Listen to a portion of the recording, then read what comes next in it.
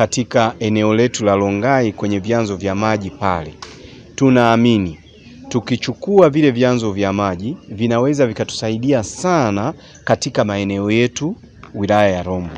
Moja ya changamoto kubwa sisi ni maji.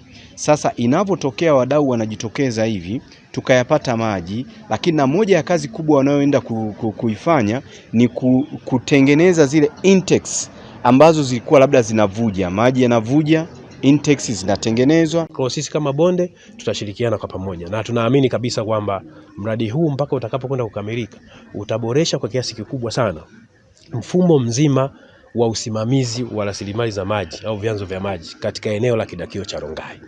Na sisi Bonite Bottlers tumekuwa tukifanya activity mbalimbali za kuhifadhi mazingira, kutunza vyanzo vya maji. Kwa hiyo Waterways to Resilience ni mradi ambao utatumia mifumo ya maji kuongeza ustahimilivu wa mazingira, na huu mradi utatekelezwa Rombo, lakini pia utafaidisha wilaya za Longido ambayo imepakana na Rombo, wilaya ya Siha, lakini pia wilaya ya Rumeru.